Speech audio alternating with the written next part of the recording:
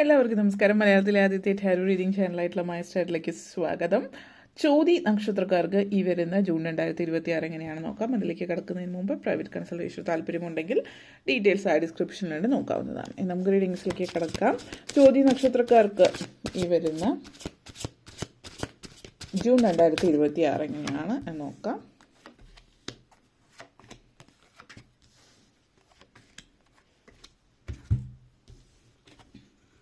Empress energy, 9 of Acorns, Knight of Shells, Transformation, Traveler energy and Page of Acorns energy. നിങ്ങളെ സംബന്ധിച്ചിടത്തോളം ആദ്യം തന്നെ empress and traveller energy സിറ്റുവേഷനാണ്.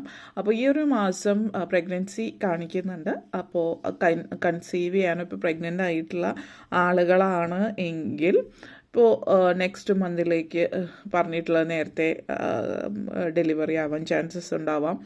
അല്ലെങ്കിൽ ഈ മാസം കൺസീവ് ചെയ്യുന്ന ഒരു സമയം, ഗുഡ് ന്യൂസ്, നിങ്ങൾ പ്രഗ്നൻ്റ് ആണ് എന്ന് നിങ്ങൾ തിരിച്ചറിയുന്ന സമയമായിരിക്കാം. എന്തായാലും പ്രഗ്നൻസി സിറ്റുവേഷൻ സൂചിപ്പിക്കുന്നുണ്ട്. പ്രഗ്നൻ്റ് ആവാൻ ആഗ്രഹിക്കാത്തവരാണ് എങ്കിൽ അതിൻ്റെ കാര്യങ്ങൾ ശ്രദ്ധിക്കാം.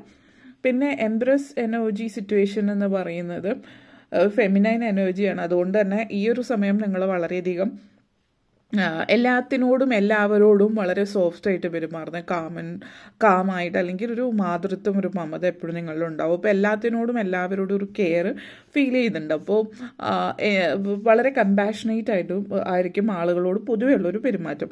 അല്ലാത്തപ്പോൾ അങ്ങനെയല്ല എന്നുള്ളതല്ല.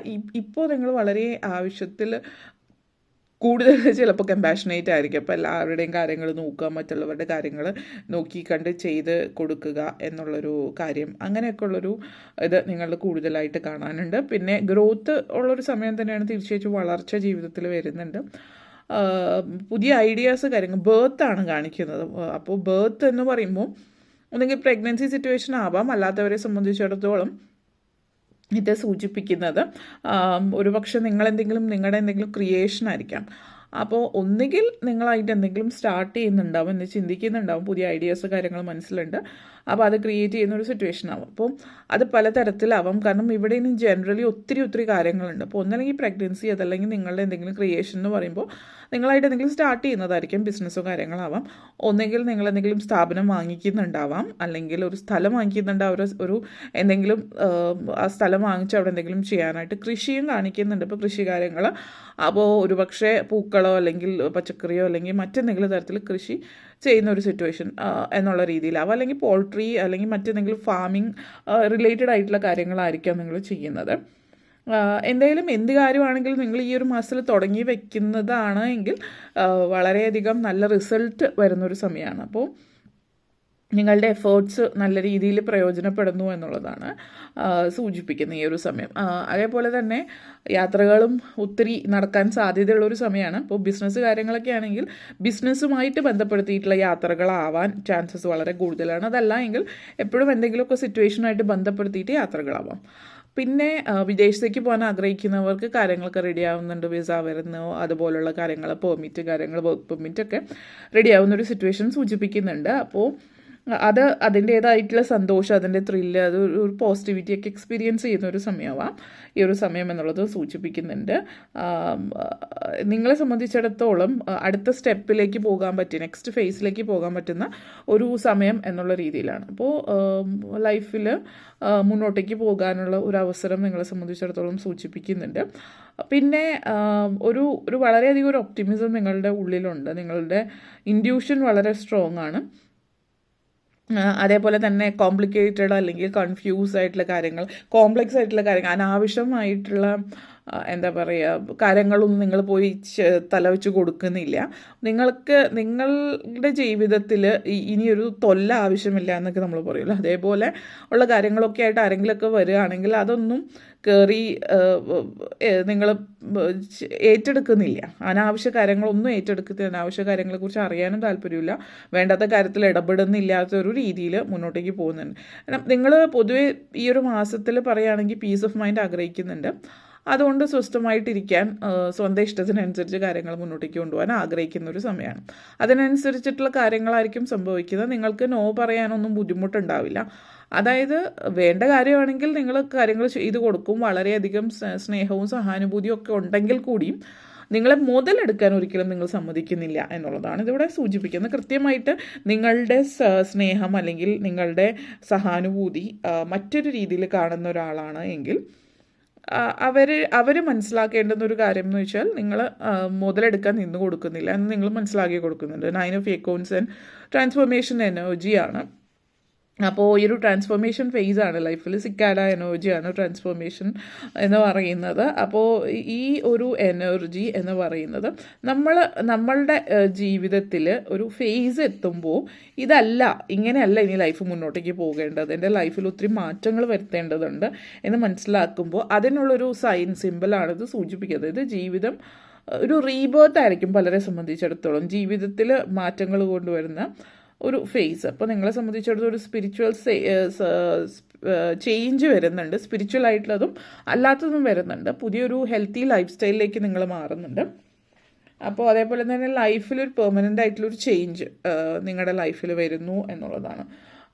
നിങ്ങളെ സംബന്ധിച്ചിടത്തോളം എന്തെങ്കിലും ഒരു മോട്ടിവേഷൻ നിങ്ങൾക്ക് വേണമെന്ന് ചിന്തിക്കുന്നുണ്ട്. അപ്പോൾ അതുകൊണ്ട് തന്നെ നിങ്ങൾക്ക് മോട്ടിവേഷൻ തരാവുന്ന കാര്യങ്ങൾ ഏറ്റെടുത്ത് നിങ്ങൾ ചെയ്യുന്നുണ്ട്. ചില കാര്യങ്ങൾ ഇപ്പോൾ ജോലിയോടൊപ്പം തന്നെ നിങ്ങൾ എന്തെങ്കിലും പാഷൻ നിങ്ങൾക്ക് ഉണ്ടാവാം, എന്തെങ്കിലും ഒരു പെയിൻറ്റിങ്ങോ അല്ലെങ്കിൽ മറ്റെന്തെങ്കിലും തരത്തിൽ ക്രിയേറ്റീവ് ആയിട്ടുള്ള ഒരു ഹോബി നിങ്ങൾ കണ്ടെത്തുന്നുണ്ട് എന്നുള്ളതാണ് സൂചിപ്പിക്കുന്നത്. എന്തെങ്കിലും ഒരു സ്റ്റാഗ്നേഷൻ ഫീൽ ചെയ്യുന്നുണ്ടെങ്കിൽ അതിനനുസരിച്ചിട്ട് തീരുമാനം എടുക്കുന്നുണ്ട്. പ്രായമായിട്ടുള്ള ആളുകൾ, വീട്ടമ്മമാരൊക്കെ സംബന്ധിച്ചിടത്തോളം നിങ്ങൾ സ്വന്തമായിട്ട് നിങ്ങൾക്ക് ചെയ്യാൻ എന്തെങ്കിലും കാര്യങ്ങൾ നിങ്ങൾ ഏറ്റെടുത്ത് ചെയ്യുന്നുണ്ട് എന്നുള്ളതാണ്. അപ്പോൾ അതിലൂടെ നിങ്ങൾ ഒരു ഒറ്റപ്പെടലോ അല്ലെങ്കിൽ ഒരു ഐസൊലേഷൻ അത് ഫീൽ ചെയ്യുന്നില്ല, ഒരു ഡിപ്രഷൻ, കാരണം നിങ്ങൾക്ക് ടൈമില്ല എന്നുള്ളതാണ്. അപ്പോൾ നിങ്ങൾ നിങ്ങളുടെ ഇഷ്ടമുള്ള കാര്യങ്ങൾ ചെയ്ത് മുന്നോട്ടേക്ക് പോകുന്നു എന്നുള്ളത്. അതേപോലെ 9 of accounts and page of accounts energy connections ആണ്. അപ്പോൾ ഈ ഒരു എനർജി സൂചിപ്പിക്കുന്നത് നിങ്ങളെ സംബന്ധിച്ചിടത്തോളം തീർച്ചയായിട്ടും ഒരു എന്താ പറയുക, മങ്കി എനർജി, ഫ്രീ സ്പിരിറ്റഡ് ആയിരിക്കും പലപ്പോഴും. അപ്പോൾ ഫ്രീ സ്പിരിറ്റഡ് ആകുമ്പോൾ എന്ന് വെച്ചാൽ ഇഷ്ടമുള്ള പോലെ ഇഷ്ടമുള്ള കാര്യങ്ങൾ ചെയ്യാനും സ്വന്തം ഇഷ്ടത്തിന് മുന്നോട്ടേക്ക് പോവുകയും ചെയ്യുന്നുണ്ട്. അപ്പോൾ അങ്ങനെയുള്ള കാര്യങ്ങൾ ചെയ്യുന്നത് നല്ലത് തന്നെയാണ്. പുതിയ ഐഡിയാസ് കാര്യങ്ങളുണ്ട്, അപ്പോൾ അതിനനുസരിച്ച് മുന്നോട്ടേക്ക് പോകുന്നു. പക്ഷേ ഈ ഒരു സിറ്റുവേഷനിൽ നിങ്ങൾ ഫ്യൂച്ചർ പോസിബിലിറ്റീസ് എന്തൊക്കെയാണ്, നിങ്ങൾ aim high, you are aiming high. അപ്പോൾ അത് നല്ല കാര്യം തന്നെയാണ്. അതുകൊണ്ട് അഡ്വഞ്ചറസുമാണ്, റിസ്ക് എടുക്കാൻ താല്പര്യമില്ലാണ്. അപ്പോൾ ബിസിനസ് അതുപോലുള്ള കാര്യങ്ങളിലൊക്കെ ഉയർച്ച ഉണ്ടാകുന്നുണ്ട്. അതിന് പറ്റിയൊരു സമയമായതുകൊണ്ടും പിന്നെ നിങ്ങളെ സംബന്ധിച്ചിടത്തോളം നിങ്ങൾ ഒന്നിൽ നിന്ന് മറ്റൊന്നിലേക്ക് പോകുമ്പോൾ ചിലപ്പോൾ മറ്റാളുകൾ പറയാം ഇങ്ങനെ ഒരിടത്ത് ഇങ്ങനെ ചാടി പോകാതെ സ്ഥിരമായിട്ട് എവിടെയെങ്കിലും നിൽക്കുക എന്നുള്ളത്. പക്ഷെ നിങ്ങൾക്ക് ഒരു പ്രാക്ടിക്കലായിട്ടുള്ള ഒരു ചിന്തയുണ്ട്, ഒരു ഫോക്കസ് ഉണ്ട്. അപ്പോൾ ഒന്നിൽ നിന്ന് നിങ്ങൾ വെറുതെ ചാടി പോകുന്നതല്ല, അതായത് മറ്റുള്ളവർ അങ്ങനെ പറയുമ്പോൾ അതിൽ വീണു പോകാതിരിക്കുക എന്നുള്ളതാണ് ഉദ്ദേശിക്കുന്നത്. നിങ്ങൾ ഒരു കാര്യത്തിൽ നിന്ന് മറ്റൊന്നിലേക്ക് പോകുമ്പോൾ ഈ രണ്ട് കാര്യങ്ങൾ ഒരേ സമയം കൊണ്ടുപോകാൻ നിങ്ങൾക്ക് പറ്റുമെന്ന് ഉറപ്പ് വരുത്തിയതിന് ശേഷം മാത്രമാണ്. അല്ലെങ്കിൽ നിങ്ങൾ ഒരിടത്ത് തന്നെ തങ്ങി നിൽക്കുന്നില്ല, നിങ്ങൾക്ക് ലൈഫിൽ ഗ്രോത്ത് വേണം. അത് കരിയർ ആണെങ്കിലും ഫിനാൻഷ്യൽ സിറ്റുവേഷൻസിനാണെങ്കിലും. അപ്പോൾ അത് നിങ്ങൾ ശ്രദ്ധിക്കുന്നുണ്ട്. പക്ഷേ ഇവിടെ എടുത്ത് പറയാനുള്ള കാര്യം എന്ന് വെച്ചാൽ ഇതെല്ലാം നിങ്ങൾക്ക് പറ്റുമെന്ന് ഉറപ്പ് വരുത്തിയിട്ട് മാത്രം പോവുക. അതായത് ഇനി അഥവാ ഒരെണ്ണം നിങ്ങൾക്ക് പറ്റുന്നില്ല എന്ന് തോന്നിയാൽ എളുപ്പത്തിൽ വിട്ടുകളയാൻ പറ്റുന്ന രീതിയിൽ, അത് വലിയ ബാധ്യതകളോ അല്ലെങ്കിൽ ഒത്തിരി അതിനുവേണ്ടി പരിശ്രമിക്കേണ്ടി വരാത്ത കാര്യങ്ങളുമായിട്ട് ഏർപ്പെടുക എന്നുള്ളതാണ് പറയാനുള്ളത്. ജോലി സംബന്ധമായിട്ട് ഫിനാൻസ് സംബന്ധമായിട്ടൊക്കെ ഉള്ള ഒരു സിറ്റുവേഷൻ. അതേപോലെ knight of shells and traveller എനർജിയാണ്. അപ്പോൾ ഇവിടെ പറയുകയാണെങ്കിൽ വിദ്യാർത്ഥികളെ സംബന്ധിച്ചിടത്തോളം വിദ്യാഭ്യാസ കാര്യത്തിൽ വളരെ താല്പര്യം പ്രകടിപ്പിക്കുന്നുണ്ട്. പുതിയ കാര്യങ്ങൾ അറിയാൻ, പഠിക്കാൻ, മത്സര പരീക്ഷകൾ, സ്കോളർഷിപ്സ് ഇവയൊക്കെ ലഭിക്കാൻ, ഇവയിലൊക്കെ നല്ല റിസൾട്ട് ലഭിക്കാനുള്ള സാധ്യത സൂചിപ്പിക്കുന്നുണ്ട്.